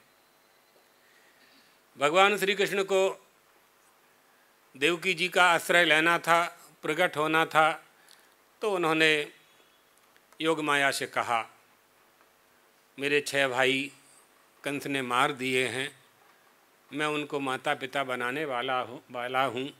सप्तमो वैष्णवम धामो, मेरे बड़े भाई बलदाऊ जी मेरी माँ के गर्भ में जा चुके हैं, तुम उनकी रक्षा करो। कैसे रक्षा करूं? तो भगवान ने पूरा उपाय बताया। संक्षेप में ये कहा कि तुम वसुदेव जी की दूसरी पत्नी रोहिणी हैं, उनका गर्भ निकाल करके देवकी जी के गर्भ से बलदाऊ जी को निकाल करके रोहिणी के गर्भ में स्थापित कर दो। मथुरा में यह बात फैल जाएगी कि 7वां गर्भ खराब हो गया है, फिर मैं प्रवेश करूंगा उसमें, फिर मैं वहाँ जन्म लूँगा, अवतरित हो जाऊँगा, फिर मैं आ जाऊँगा, तुम चली जाना यशोदा के यहाँ गोकुल में, ब्रज में, तुम वहाँ बेटी बन के जन्म ले लेना, मैं आऊँगा, मैं जन्म लूँगा, वहाँ अवतरित हो जाऊँगा, वसुदेव जी मुझे लेकर के यशोदा के महल में आएंगे और मुझे रख जाएंगे और तुम्हें ले जाएंगे। आगे क्या करना है? बोले आगे की लीला आगे बताएंगे, अभी इतना तो करो। तो ये माया, ये योग माया, योग माया मुपाश्रिता। बहुत से लोग माया पर आपत्ति करते हैं, भगवान में माया नहीं है। तो यहाँ क्या करेंगे आप? भागवत जी हैं तो 10वां स्कंद है। भगवान अपि तारात्रि शरदोत्फुल्ल मल्लिका वीक्षरन्तुं मनश्चक्रे योग माया मुपाश्रिता। माया शब्द स्पष्ट है, माया शब्द कई जगह आया। स्वमोहिनी माया, स्वजन जन मोहिनी माया, विमुख जन मोहिनी माया। माया के भी 3 स्वरूप, स्वमोहिनी माया, विमुख जन मोहिनी माया और स्वजन जन मोहिनी माया। स्वजन मोहिनी माया क्या है? परमात्मा श्री कृष्ण मणि स्तंभ लीला के समय मणि के खंबे में यशोदा के महल में अपना चेहरा, अपने बिंब का, अपने मुखार बिंद का प्रतिबिंब देखते हैं, मोहित हो जाते हैं। ओह, मैं इतना सुंदर हूँ। अपने ही मुखार बिंद को देख करके मोहित हो जाते हैं, मैं इतना सुंदर हूँ। यशोदा मैया से कहते हैं, कौन सा बालक खंबे में छिपा रखा है? कोई नहीं है बेटा, ये तो तू ही है, तू ही है। अरे माँ, मैं इतना सुंदर हूँ। हाँ, तुम इतने सुंदर हो, लेकिन तुम्हारा सौभाग्य नहीं है कि तुम अपनी सुंदरता का दर्शन कर सको। ये सौभाग्य परमात्मा ने मुझे दिया है कि तुम्हारे जैसा सुंदर मेरा बालक है। तो कन्हैया माँ के आंचल से लिपट जाते हैं, दूध पीने के लिए रोने लगते हैं। समोहिनी, अपने आप मोहित हो रहे हैं। और स्वजन जन मोहिनी माया, अपनों को ही मोहित कर रहे हैं। गोपियों को मोहित कर रहे हैं, यशोदा को मोहित कर रहे हैं, नंद बाबा को मोहित कर रहे हैं, ऐसे वसुदेव देवकी को मोहित कर रहे हैं। अपने ही परिवार वालों को अपनी माया से मोहित कर रहे हैं। नहीं बता रहे हैं कि हमारी कितनी शक्ति है। आया ना, ज्ञान ऐश्वर्य शक्ति बल वीर्य तेजो भी। अपनी शक्तियों से अपने आप को सुरक्षित करते हुए और परिवार वालों को नहीं सिद्ध। गोवर्धन उठा दिया, तब वसुदेव जी को संदेह हुआ। गोवर्धन जब उठा लिया भगवान ने, तो संदेह हो गया कि हमारा बालक हो नहीं सकता है। हाँ, बड़ी सुंदर कथा है। और विमुख जन मोहिनी माया, रावण नहीं समझ पाया कि परमात्मा हैं, कंस नहीं समझ पाया कि परमात्मा हैं। वसुदेव देवकी का बेटा मान करके ही युद्ध करने के लिए मल्ल युद्ध में कंस तत्पर हो गए, मृत्यु को प्राप्त हुए। जो परमात्मा के विमुख हैं उनको भी उन्होंने मोहित किया। तुम यही मानते रहो जो तुम मानते हो कि हम यादव हैं, ग्वाल हैं, गाय चराने वाले हैं, यही मानते रहो तुम। भगवान की माया, योग माया मुपाश्रिता।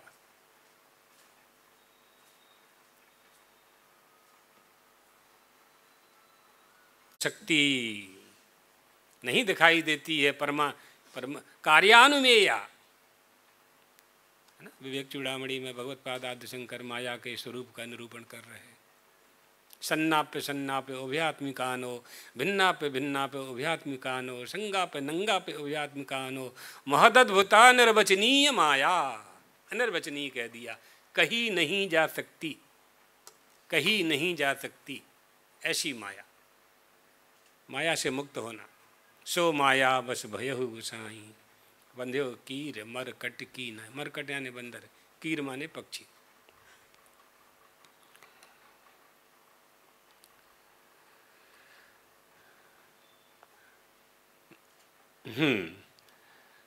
अर्थात नित्य शुद्ध बुद्ध मुक्त स्वभावाः अपि सन स्वमायया। अपनी त्रिगुणात्मिका मूल माया को अपने ही वश में करके माया के द्वारा ही शरीरधारी की तरह जन्म अवतरित होते हैं और लोगों पर अनुग्रह भी करते हैं, लोगों पर अनुग्रह करते हैं। ये क्या है, जैसे एक ही शक्ति यानी विष्णु भगवान की शक्ति 4 रूप में अयोध्या में दर्शन देती है। राम लक्ष्मण भरत शत्रुघ्न, एक ही शक्ति विष्णु भगवान ही है। कूटस्थे कल्पिता बुद्धि तत्र चित प्रतिबिंबकः प्राणानाम धारणाजीवः संसारेण स युज्यते। और कूटस्थे ब्रह्म जीवेशौ वित्तेवं विच्चतुर्विधा घटाकाश महाकाशो जलाकाशा वृखे यथा। एक ही आकाश, एक ही महाकाश, चार विभागों में, घटाकाश, जलाकाश, मठाकाश। मठ यानी मकान, भवन। मठ में आकाश है, जल में आकाश है, घड़े में आकाश है, और आकाश तो आकाश ही है। ये चारों घटध्वंस जब होता है तो घड़े का आकाश कहाँ जाता है? आकाश आकाश में विलीन हो जाता है। मकान टूट जाएगा, मकान का आकाश कहाँ जाएगा? यहाँ जितना भी ये हाल है, जहाँ ये सत्संग हो रहा है, आप देख रहे हैं, इसमें आकाश भरा हुआ है। आकाश भरने के लिए इस हाल ने कोई प्रयास नहीं किया, और आकाश ने भी कोई प्रयास नहीं किया। कुंभकार ने घट का निर्माण किया, तो घट में आकाश की पूर्ति के लिए कुंभकार ने कोई प्रयास नहीं किया, घट ने भी कोई प्रयास नहीं किया, आकाश ने भी कोई प्रयास नहीं किया। और घटध्वंस हुआ तो उसमें भरे हुए आकाश ने भी आकाश में मिलने के लिए कोई प्रयास नहीं किया। आपके सामने। इससे सरल वेदांत नहीं हो सकता, इससे सरल वेदांत नहीं हो सकता। ये तो बहुत ही सरल करके बताया जा रहा है। बड़ी बड़ी पंक्तियां, बड़ी बड़ी कोटियां हैं इसमें। एक घटभाष्य है, घटभाष्य मिलता नहीं है लेकिन है अभी, जैसे ईश्वर है और मिलता नहीं है इसी तरह से घटभाष्य है, एक प्राचीन विद्वानों के पास होगा। तो उसमें बड़ा विवेचन किया गया है। तो इसलिए घटाकाश, महाकाश, मठाकाश, ये सब जो आकाश हैं, एक ही आकाश के चार विभाग हो गए। इसी तरह से ये जो जीव है, अंतःकरण और चिदाभास, अंतःकरण और चिदाभास से उपहित चैतन्य माने कूटस्थ जीववत भासने लगा।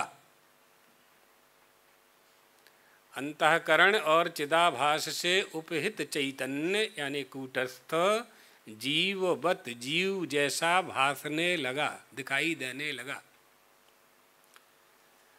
अब आप कहेंगे कूटस्थ क्या है? कूटस्थ का भी लक्षण है। अधिष्ठानतया देह दयावच्छिन्न चेतनः कूटवन्निर्विकारेण इसतः कूटस्थमुच्यते। गंगोत्री के, गंगा जी के किनारे एक पत्थर सैकड़ों हजारों वर्ष से पड़ा हुआ है, गंगा जी के प्रवाहित होने वाले जल का साक्षी बना हुआ है, कूटस्थ बिल्कुल। निहाई का भी उदाहरण देते हैं, छांदोग्य में निहाई का उदाहरण दिया है। लोहार की वो रख करके कूटते हैं, कुछ बनाते हैं, धार करते हैं, तलवार पैनी करते हैं। हाँ, वो क्या है गुजराती में है ना, एरण। हाँ, उसका भी उदाहरण देते हैं। और एक पत्थर, और आगे की बात करते हैं व्याख्यान करता कोई, कि एक पत्थर नदी में ही पड़ा हुआ है, हजारों साल से नदी में पड़ा हुआ है, और उसके ऊपर से जल प्रवाहित हो रहा है।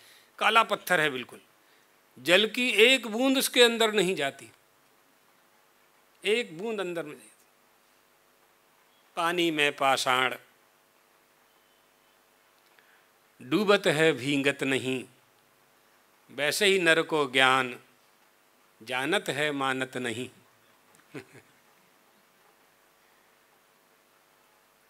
जानता है कि हमारे पिता हैं, कहता नहीं हम तुझे पिता नहीं मानते। क्यों? संपत्ति नहीं दी हमको इसलिए। એવું કરે છે લોકમાં।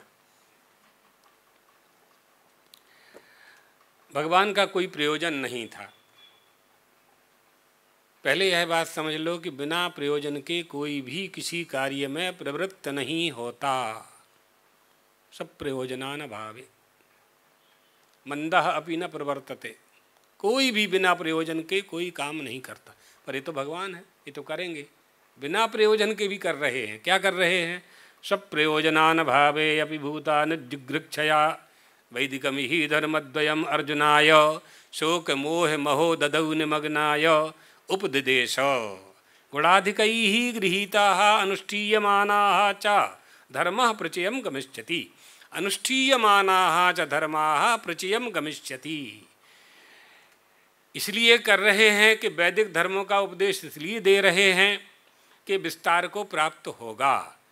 ये दोनों प्रकार का धर्म विस्तार को प्राप्त होगा और इससे सनातन धर्म की रक्षा होगी, लोगों को धर्म ज्ञान में वृद्धि होगी।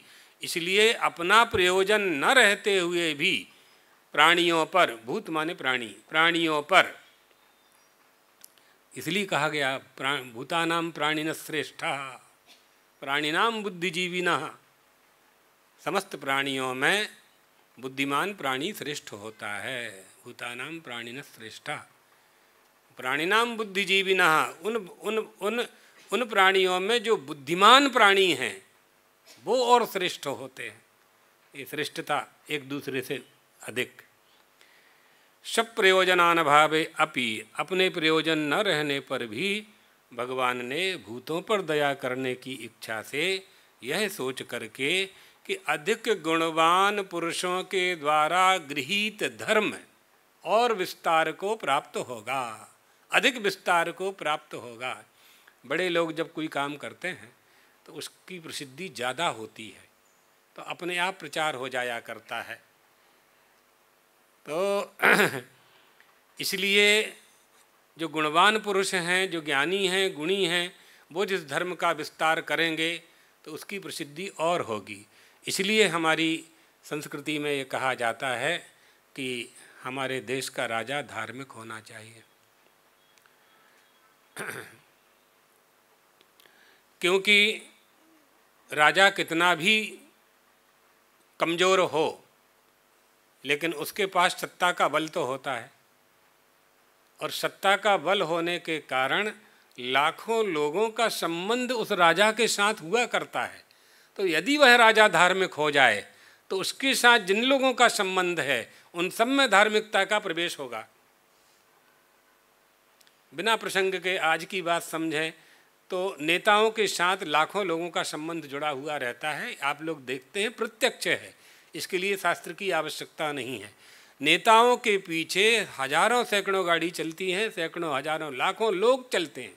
यदि वह नेता धार्मिक हो जाए तो उसके साथ में चलने वालों में धार्मिकता का प्रवेश होगा ही, होना चाहिए, होना चाहिए। इसलिए चाणक्य ने कहा हमारे देश का राजा धार्मिक होना चाहिए। ये कसौटी है, शासन करने की कसौटी है। इस कसौटी पे खरा उतरने वाला ही देश का सम्यक शासन कर सकता है और श्रद्धा का पात्र बन सकता है। प्रजा का शासन, रोटी कपड़ा मकान देना ही पर्याप्त नहीं है। प्रजा के मन में राजा के प्रति श्रद्धा बढ़नी चाहिए, प्रजा के मन में राजा के प्रति निष्ठा बढ़नी चाहिए। प्रजा राजा को देखने का बार बार प्रयास करे, ऐसा राजा को काम करना चाहिए। इसलिए हमारे यहाँ सद्गुणों को महत्व दिया जाता है। वैदिक धर्म का उपदेश दिया दोनों तरह के। तम धर्मम भगवता यतोपदिष्टम वेदव्यासः सर्वज्ञः भगवान गीताख्यैः सप्तभिः श्लोक शतैः उपनिबबन्ध। दोनों प्रकार के धर्मों का उपदेश दे करके भगवान ने जैसे जैसे कहा वैसे ही वेदव्यास जी ने गीता के रूप में अर्थात 700 लगभग 700 श्लोक को के रूप में ग्रहण करके और उपनिबबंध ग्रंथ, एक ग्रंथ तैयार कर दिया। महाभारत में से एक ग्रंथ और तैयार कर दिया। तम इदम गीता शास्त्रम समस्त वेदार्थ सार संग्रह भूतम दुर्विज्ञे आर्थम। ऐसा वह गीता शास्त्र संपूर्ण वेदार्थ का सार संग्रह रूप है। इसका अर्थ समझने में थोड़ा सा कठिन है। क्यों कठिन है? क्योंकि इसके लिए तदर्थ विष्करणाय, इसके विस्तार से अर्थ को जानने के लिए, विस्तार से अर्थ प्रकट करने के लिए पद पदार्थ का ज्ञान होना चाहिए। पद पदार्थ को जानना चाहिए। पद माने व्याकरण, सुप्तिंगंतम पदम, है ना, सुप्तिंगंतम पदम, पद माने व्याकरण। पद और वाक्य, वाक्य माने मीमांसा और प्रमाण माने न्याय, पदवाक्य प्रमाण। विवृत पद पदार्थ वाक्यार्थ न्याय्यम अपि अत्यंत विरुद्ध अनेकार्थत्वेन लौकिकैः गृह्यमाणम् उपलभ्य अहम विवेकताः अर्थ निर्धारणार्थम संक्षेपताः विवरणम करिष्यामि। जो भगवान ने कहा है हम उसी का विस्तार करेंगे, विवरण करेंगे। अर्थ प्रकट करने के लिए यानी पदच्छेद, पदार्थ, वाक्यार्थ, आक्षेप, समाधान पूर्वक उनकी जो व्याख्याएं हैं उनका लौकिक मनुष्यों के द्वारा इसलिए भी हम इसका विवरण कर रहे हैं, भगवत्पाद कह रहे हैं हम इसके इसलिए भी विवरण कर रहे हैं इसका कि लौकिक मनुष्यों के द्वारा गीता शास्त्र के अनेक विरुद्ध अर्थ भी कर दिए गए हैं। आया ध्यान में? अनेक विरुद्ध अर्थ भी कर दिए गए हैं। एतदर्थ में इसका विवरण, इसका व्याख्यान शास्त्रोक्त रीति से, वेदोक्त रीति से कर रहा हूँ, निश्चित करने के लिए संक्षेपतः विवरणम करिष्यामि अर्थ निर्धारणार्थम। अर्थ निर्धारण क्या है? वास्तव में जिस शब्द का जो अर्थ है, नार्थक ज्ञान विहीनो शब्दश्चोच्चारणम फलति। अर्थक ज्ञान के बिना शब्द के उच्चारण का फल प्राप्त नहीं होता। भस्मनिवन्नि विहीनो, जैसे यज्ञ में अग्नि के शांत हो जाने पर यजमान आहुति करे तो यज्ञ का फल प्राप्त नहीं होता, इसी तरह से वक्ता को अर्थबोध के बिना शब्द का उच्चारण करने से उस शब्द का फल प्राप्त नहीं होता।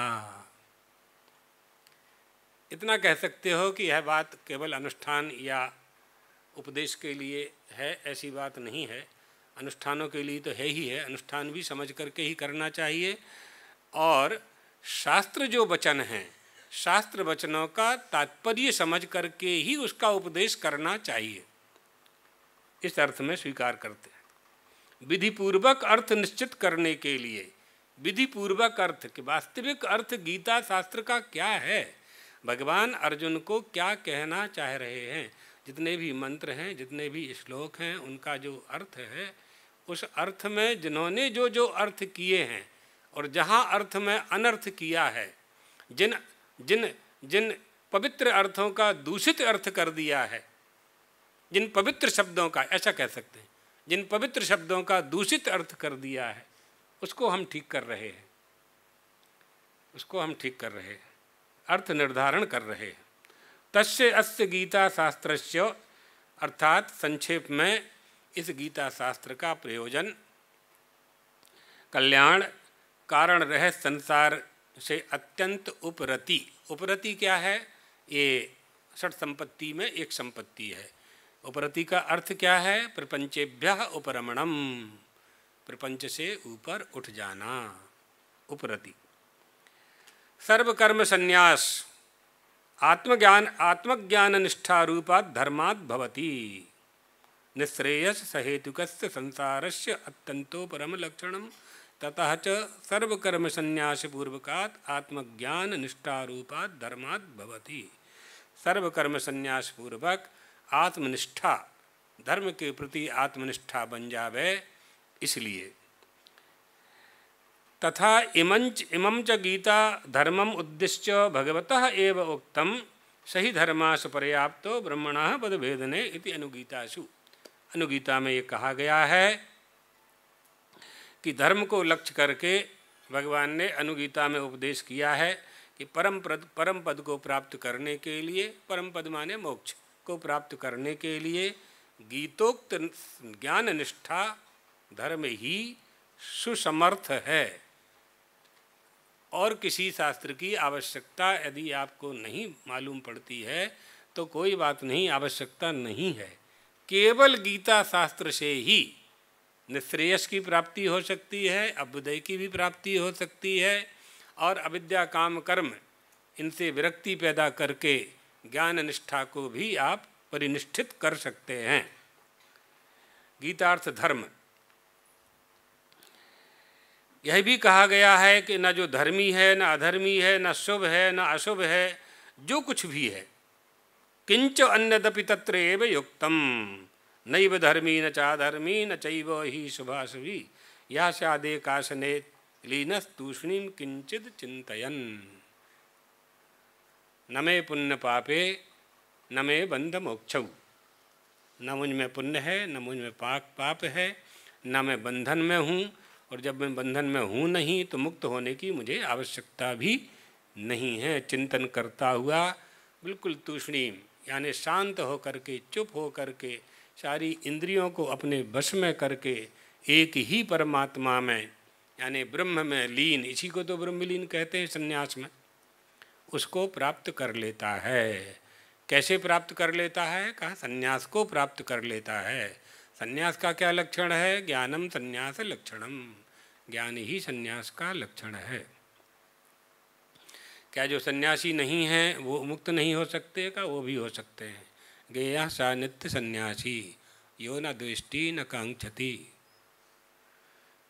रागत द्वेष से जो मुक्त हो गया है, जिसके मन में कोई कामना नहीं है, इच्छा नहीं है, किसी से जो वैर नहीं करता है, रागत द्वेष से जो परे परे हुए है, रागत द्वेष प्रशाखम विषय गुण समुद्भाषधि वृत्ति शाखम, रागत द्वेष से जो ऊपर उठ गया है, जिसने रागत द्वेष को नष्ट कर दिया है। ये मनुष्य दो ही तो काम करता है, या तो किसी से प्रेम करता है या किसी से बैर करता है। राग और द्वेष यही करता है। जो राग भी नहीं करता है, द्वेष भी नहीं करता है, पंडिताः समदर्शिनाः, पंडित हो जाएगा और समदृष्टि हो जाएगी तो विद्या विनय संपन्न में चले जाएंगे, वहाँ भी सिद्ध कर सकते हैं। लेकिन यहाँ समदर्शन की बात कही गई है, यहाँ भी लोग लौकिक अर्थ करते हैं, तो ये बात समझ लेनी चाहिए कि समदर्शन तो किया जा सकता है, समवर्तन नहीं हो सकता। व्यवहार में नहीं चलेगा ये सब। हम माँ को माँ ही कहेंगे, बहन को बहन ही कहेंगे, जो गृहस्थाश्रम में है वो पत्नी को पत्नी ही कहेगा, चाची को काकी ही कहेगा, भतीजी को भतीजी ही कहेगा, जबकि पांचों ही स्त्री हैं। समवर्तन नहीं चलेगा, ये लोग समझते नहीं हैं। इसलिए आधुनिक विद्वानों को अधिकतर बहुत ज़्यादा पढ़ना भी नहीं चाहिए, और अगर पढ़ लिया है तो शास्त्र का अवलोकन करके समझना चाहिए कि यह बात मानने योग्य है कि नहीं है। और ये निर्णय आप कब कर पाएंगे? जब आप में स्वयं में मेधा होगी। आपकी मेधा, आपकी बुद्धि, आपका विवेक कब होगा? जब आपने ज्ञान प्राप्त किया होगा गुरु शिष्य परंपरा से, या फिर साधना की होगी। साधना के बल पर भी बिना पढ़े ये सब अपने आप आता है, सब अपने आप आता है, पलटाना पड़ता है, बस आ जाता है। लेकिन साधना उतनी ऐसी होनी चाहिए कि सरस्वती हम पर कृपा करने लगें, जैसे भगवत पादाद्य शंकर पर की उन्होंने। और सरस्वती ने कृपा की, अष्टवर्षे चतुर्वेदी द्वादशे सर्वशास्त्रवेद। और सरस्वती खुद धन्य कह रही है अपने आप को। स्वार्थ समन्विता शीत, स्वार्थ से समन्वित होकर के कह रही है कि मेरे ज्ञान को प्राप्त करने वाला, यानी मेरे ज्ञान का उद्धार करने वाला, मेरे ज्ञान का विस्तार करने वाला आज मुझे प्राप्त हुआ। निरस्त दुस्तर्क कलंक पंक नमामितम शंकर मर्चितांग्रम, ऐसे सर्वज्ञात मुनि का है ये संक्षेप शारीरिकम में। लेकिन यहाँ सरस्वती स्वार्थ से समन्वित हो रही है, ऐसा कह रहे हैं कि हमें ये जानेगा, हमको जाना है इन्होंने। तो सरस्वती को जानने वाला साधना से जान सकते, साधना से भी जान सकते हैं।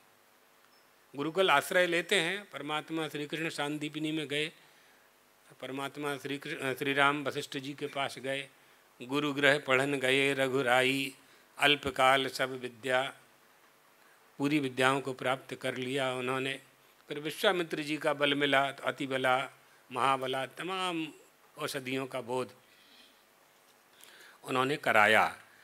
तो संस्कार से भी विद्या हमारे साथ जन्म लेती है, इसलिए हमारे संस्कार शुद्ध होने चाहिए। शुद्ध संस्कार कैसे होंगे? सत्संग से होंगे, गुरु कृपा से होंगे, ईश्वर कृपा से होंगे। ईश्वर कृपा कैसे होगी? साधना से होगी। गुरु कृपा कैसे होगी? सेवया, है ना। तद्विद्य प्रणिपाते न परिप्रश्नेन सेवया। प्रश्न करने का अधिकार कब प्राप्त होगा आपको? ये सब तत्व की बातें हैं। यही अपि च अन्ते उक्तम अर्जुनाय।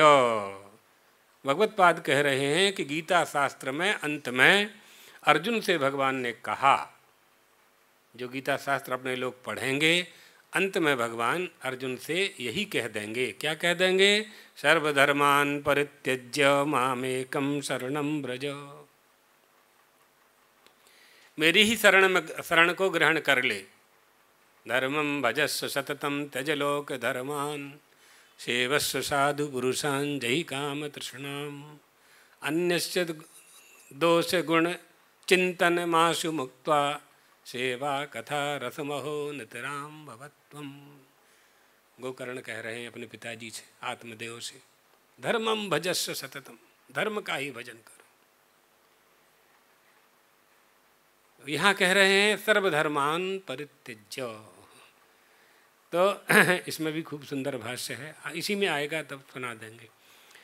संसार की उन्नति ही जिसका फल है, ऐसा जो प्रवृत्ति रूप धर्म वर्ण और आश्रम को लक्ष्य करके जो कहा गया है, स्वर्ग आदि की प्राप्ति करा देना साधन है। फल कामना को छोड़ करके ईश्वर के प्रति अपना समर्पण, अपनी क्रिया का समर्पण, अपनी साधना का समर्पण किए जाने पर हमारा अंतःकरण पवित्र हो जाता है, मन पवित्र हो जाता है, बुद्धि पवित्र हो जाती है, चित्त पवित्र हो जाता है, अहंकार चला जाता है, हम बिल्कुल निश्चल हो जाते हैं, छल रहित हो जाते हैं। क्या हो जाते हैं फिर? सहज सुख राशि, सहज हो जाते हैं बिल्कुल। कोई बनावटीपन नहीं रहता है, बनावटीपन नहीं रहता है। तो प्रवृत्ति और निवृत्ति, शुद्ध सत्वस्य ज्ञान निष्ठा योग्यता प्राप्ति द्वारेण ज्ञानोत्पत्ति हेतुत्वेन च। शुद्ध अंतःकरण पुरुष को पहले से ही ज्ञान निष्ठा की योग्यता प्राप्त कराकर फिर ज्ञानोत्पत्ति का कारण होने से कल्याण का हेतु, यानी जो प्रवृत्ति धर्म है, प्रवृत्ति लक्षण वाला जो धर्म है, जो गृहस्थाश्रम वाला धर्म है, जो कर्मयोग वाला धर्म है, संसार का काम करते हुए भी परमात्मा की प्राप्ति करने का उपाय जो शास्त्रों में वर्णित है, शुद्ध सत्वस्य तथा च इमम एव अर्थम अभिसंधाय, इसी अर्थ को लक्ष्य में रख करके परमात्मा श्री कृष्ण ने अर्जुन को दोनों तरह के धर्मों का उपदेश दिया। इसी अर्थ को लक्ष्य में रख करके ब्रह्मण्याध्याय कर्माणि योगिना कर्म कुर्वन्ति संगम तक्तात्म आत्मशुद्धये, शुद्धि के लिए, अंतःकरण की शुद्धि के लिए कर्म करना है। कौन सा कर्म करना है? कर्म के कई स्वरूप हैं, वो भी समझ में आएंगे, आगे के अध्यायों में आएगा। परम कल्याण ही जिनका प्रयोजन है, निष्प्रयोजन परमार्थ तत्वंच वासुदेवाख्यम परब्रह्माभिधेयभूतम। परब्रह्म परमात्मा को अर्थात वासुदेव नामक परब्रह्म स्वरूप परमार्थ तत्व को विशेष रूप से अभिधेय, एक अभिधान होता है, एक अभिधेय होता है, एक नाम होता है, एक नामी होता है। तो नामी होगा, नामी का ही तो नाम होगा। तो अभिधान माने नाम और अभिधेय माने नामी, जिसे हम जानना चाहते हैं। ध्याता ध्यान ध्येय, ज्ञाता ज्ञान ज्ञेय, प्रमाता प्रमाण प्रमेय, इन सब की संगति।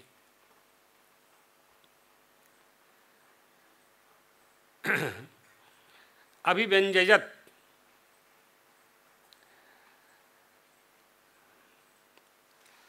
विशिष्ट प्रयोजन संबंधाभिधेय गीता शास्त्रम। परम कल्याणी ही जिसका प्रयोजन है, इन दो प्रकार के धर्मों को लक्ष्यभूत बना करके उस परमात्मा को विशेष रूप से अभिव्यक्त प्रकट करने वाला ये गीता शास्त्र है। यही प्रयोजन है इसका। संबंध और विषय वाला है। हाँ, अनुबंध चतुष्टय होता है ना, ग्रंथादौ प्रदातव्यम एतद अनुबंध चतुष्टयम विषयश्चाधिकारश्च संबंधश्च प्रयोजनम ग्रंथादौ प्रदातव्यम एतद अनुबंध चतुष्टयम। ये अनुबंध चतुष्टय है, विषय, संबंध, विषय, प्रयोजन, संबंध और अधिकारी। ग्रंथ के निर्माण में इनकी आवश्यकता पड़ती है। कौन से ग्रंथ में कौन सा विषय है, ग्रंथ के निर्माण का प्रयोजन क्या है, इस ग्रंथ में किसके साथ संबंध प्रतिपादित किया गया है और इसका लक्ष्य क्या है, प्रतिपाद्य विषय क्या है, प्रतिपाद्य विषय क्या है। तो जीव ब्रह्म की एकता ही वेदांत शास्त्र का लक्ष्य है। इसी तरह से संबंध आदि यतः तदर्थे विज्ञाते समस्त पुरुषार्थ सिद्धि अतः तद्विवरणे यत्नः क्रियते मया। ऐसे इसका अर्थ यानी गीता शास्त्र का अर्थ जान लेने पर समस्त पुरुषार्थों की चतुर्विध पुरुषार्थ की सिद्धि होती है। धर्म अर्थ काम मोक्ष चतुर्विध पुरुषार्थानां मध्ये मोक्ष एव परम पुरुषार्थः। मोक्ष ही परम पुरुषार्थ है। क्यों? न स पुनरावर्तते इति छांदोग्य।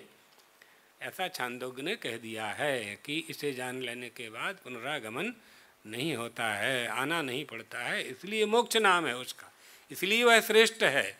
इतरेषां त्रयाणाम न तथात्वम।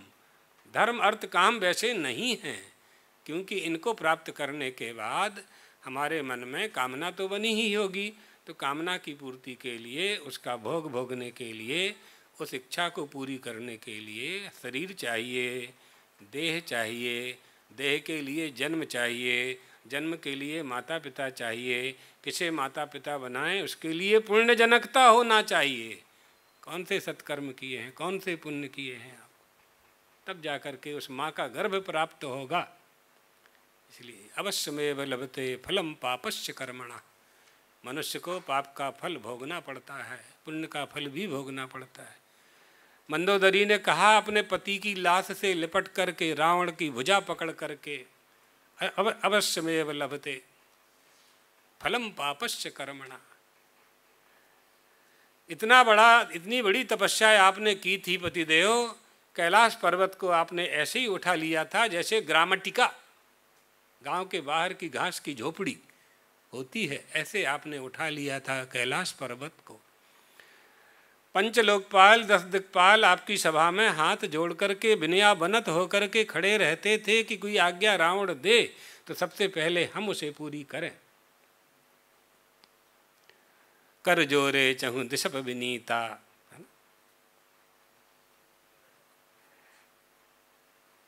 आज धरती में लौट रहे, आपकी राक्षस सेना, बची हुई सेना आपको छोड़ के चली गई है, सारे के सारे काल के गाल में समा गए। आपके देखते देखते, आपके रहते हुए आपकी सेना की, लंका की आप रक्षा नहीं कर पाए हैं, आप पराजित हो गए हैं। और रावण कभी पराजित नहीं हो सकता था, मेरे पति कभी पराजित नहीं हो सकते। कैसे पराजित हो गए? नहीं पतिदेव आप नहीं हुए। फलम पापस्य कर्मणा। सीता माता का जो अपहरण किया आपने, माँ का जो अपमान किया, उसके पाप के फल के कारण आप धरती चाट रहे हो आज। हनुमान जी ने कह दिया था, यही कर फल पा बहु गो आगे, बानर भालू चपेटन लागे। बहुत तपस्या की रावण तुमने, बर पाया, सारी पृथ्वी पर विजय प्राप्त की, लेकिन अब ऐसा समय आने वाला है कि तुमने जो पाप किया है माता जी के अपहरण का, तो बानर भालू तुमको लाफा मारेंगे।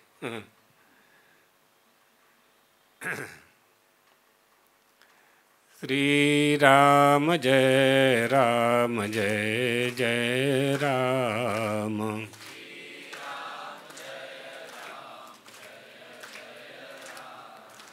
श्री राम जय राम जय जय राम।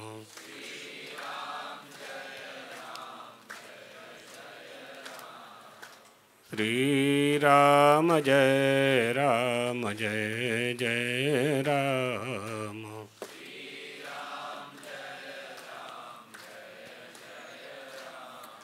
धर्म की अधर्म का प्राणियों में विश्व का गौ माता की, द्वारकाधीश भगवान की, जगदम्बा महारानी की, जगत गुरु शंकराचार्य सद्गुरुदेव भगवान की। हर हर